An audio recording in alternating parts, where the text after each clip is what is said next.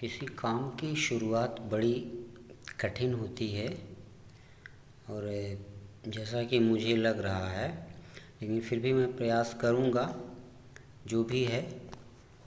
और आज हम लोग सबसे पहले जानेंगे कि नागरी प्रचारणी सभा काशी द्वारा जो हिंदी साहित्य के इतिहास का काल विभाजन किया गया था उसके संदर्भ में बात करेंगे और शुरू से लेकर के आखिरी तक आज तक में जो भी नामकरण किए गए हैं उनका हम बारी बारी से काल अनुक्रम देखेंगे।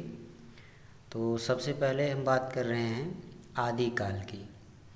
आदिकाल को हम वीरगाथा काल के नाम से भी जानते हैं और इसका जो काल विभाजन है वो संवत 1050 से लेकर के 1375 तक है और इसको आप ईस्वी सन में भी बदल सकते हैं और उसमें से बदलने के लिए 57 वर्ष हम संवत में से घटा देंगे। तो जैसा कि इसमें 57 वर्ष यहाँ से घटाया गया है तो यहाँ देख सकते हैं आप 993 ईस्वी से लेकर के ये 1318 ईस्वी तक माना गया है आदिकाल यानी वीरगाथा काल को। उसके बाद दूसरा काल आता है आपका पूर्व मध्यकाल। इसको हम भक्ति काल के नाम से भी जानते हैं और इसका जो समय है वो विक्रमी संवत 1375 से 1700 के बीच में है और इसको अगर ईस्वी सन में देखें तो 1318 ईस्वी से लेकर के 1643 ईस्वी तक है। तीसरा काल विभाजन किया गया है कि उत्तर मध्यकाल। उत्तर मध्यकाल को हम रीतिकाल के नाम से भी जानते हैं और इसको हम देखते हैं तो ये विक्रमी संवत 1700 से 1900 विक्रमी तक माना गया है। इसको ईस्वी सन में देखें तो 1643 ईस्वी से लेकर के 1843 ईस्वी तक माना गया है।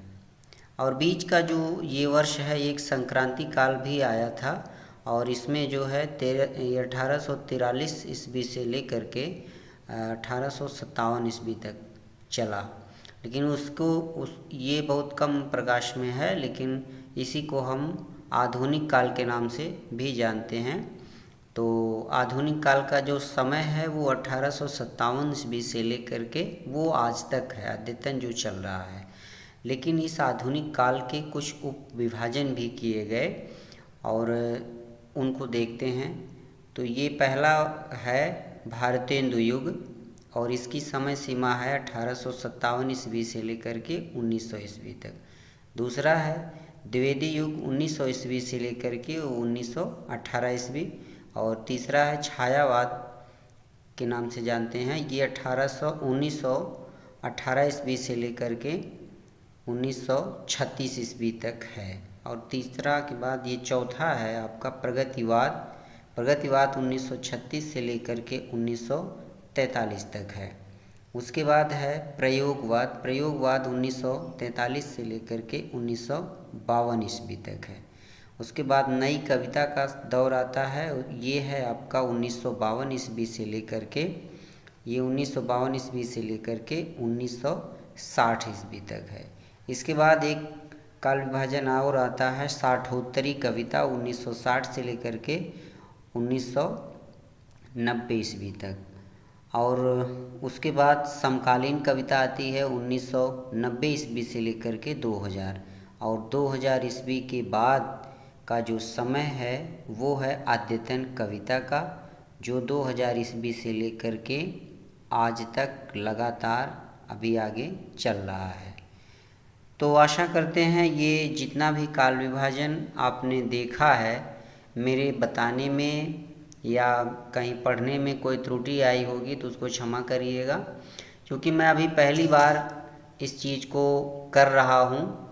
तो आपको कैसा लगा ये जानकारी और मुझे बताने की कृपा करें ताकि मैं और आगे कुछ आप सब लोगों के लिए ऐसे ही वीडियो बना करके अपलोड कर सकूं, जिससे उन तमाम साथियों का परीक्षा के दृष्टिकोण से कुछ भला हो सके।